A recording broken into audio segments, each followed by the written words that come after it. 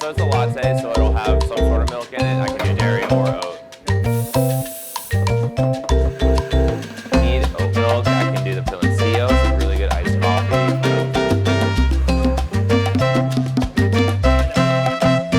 Pretty good morning rush, I guess.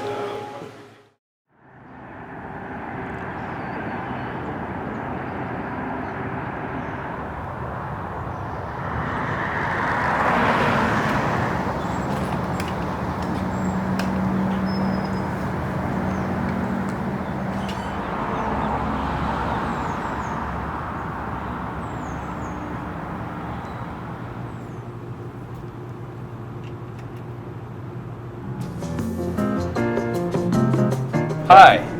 Hey. Hey.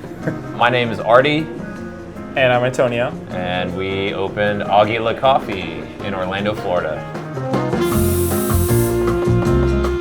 It's a Mexican-inspired coffee shop. It's got a lot of flavors that reflect that, like piloncillo, which is just a super raw sugar. We obviously had to do Mexican chocolate, horchata. Mexico made it a little easy to set our drink list, you know. There's so many things to choose from.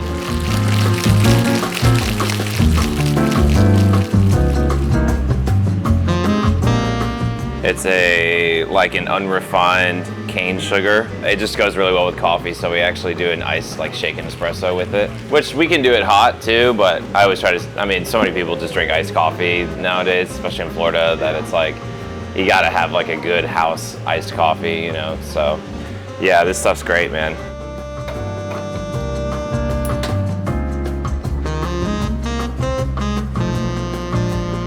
Oh, that's a nice shot. So I'm making the Mexican Mocha syrup. It's got cinnamon, nutmeg, guajillo peppers, and a good amount of cayenne, just so that it's a bit spicy. We're okay with it being kind of spicy, a little too spicy for some people.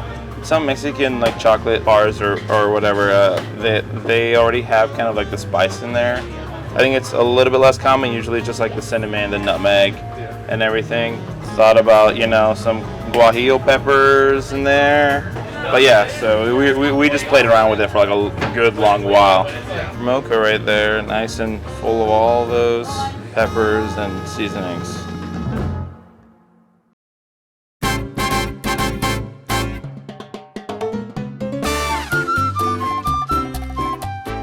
The aesthetic of everything is kind of, I'm not gonna like sit here and say like, oh, this is like Mexico, but you know, there's all of the stuff I've sourced is, I'm at least 95% sure most of it is Mexican.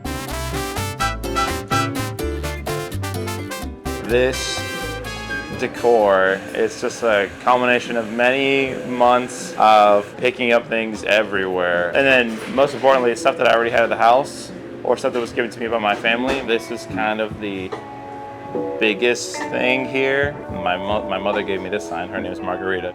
And then these two paintings are supposed to reflect me and my sister, my older sister. This like whole cabinet up locally from an estate sale for like $40. And then this as well, I started with the main piece that my dad did give me. He had that one at the house. I know I loved the Mexican feather art. So there's a couple of them scattered around there. That one was like, I knew I was gonna buy those. The tiles as well. I always loved like the Mexican tiles that are in the wood frame. The stained glass over there is actually my uncle made it. The breeze block, obviously, and then we also love glass block, but it came with the building. Last but not least, this little wall is kind of nice as well because a good friend of mine gave me this. He gave it to us when we had this small pop-up, so it was like our only piece of decor. And then Maria, funny enough, that Maria, she gave us that little tile right there, so I made sure to put that up so everyone can see. But that's the wrap up there, I'd say, yeah.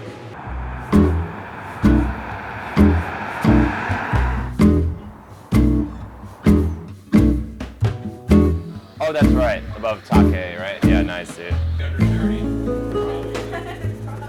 You know, there's a reason that we've been in Orlando for this long, and I guess it's kind of culminating with the fact that we're opening this coffee shop as a community space where people can get together, share ideas, and share experiences, and learn from each other, express their art, you know, and like, you can't really open a coffee shop and be like, oh, like I just want it to be, this is how I want it to be mine, and like this is my stuff, you know, like it is that, but it's for the people now. It's for the people. Sure, yeah. And like I think Orlando is really special because, you know, we're immigrant raised. I think there's a lot of people out there that are first gen American or even second generation American or immigrants themselves, you know, that are here now, and and hopefully we can like have like a place that people can feel seen, you know, if they have Mexican descent or any type of immigrant descent, you know. It's like I think this space kind of like speaks volumes on on our backgrounds at least. For sure. Too, you know?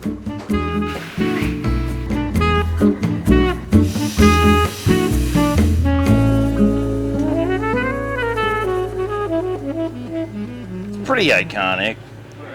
I would have never imagined someone would open a business like this, but then, you know, even other like Latin culture people are like, this is so cool, like there's really not enough of this stuff. Cool. The community at large is responding. For sure. To like what we're presenting. I suppose. Yeah. More so than either of us could have imagined. So it's a nice, very nice surprise for sure.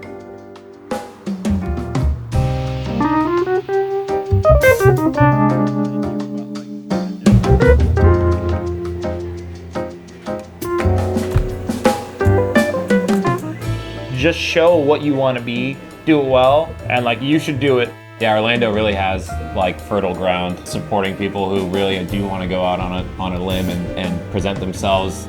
And too, like I guess we're trying to foster that in the community as well. Sort of want to be an avenue or a venue for those types of things, like whether it's a food pop-up or a DJ playing their music here.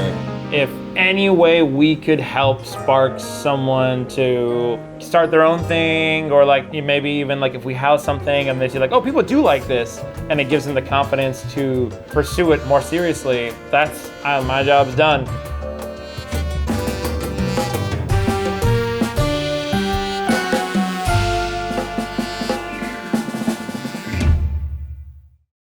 It's so overwhelming, the amount, like the feedback that we've gotten from people. I didn't even expect it, you know. Again, like all those statements about like, feels like I'm there, I'm not in Orlando.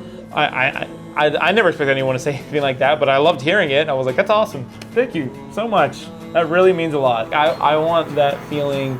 Orlando is a big city, so it shouldn't feel like, it's a shame that there's maybe a handful of establishments making people feel like they're in a bigger city. We are a big city. Please, like I'm asking you, like, I don't even want to be selfish. Even if it's another coffee shop and it's like your niche, do it. Like I need it. All I want to do is encourage that. So, all we want to do is encourage that. Excuse me. Yeah, I do too. Yeah, him too. Yeah.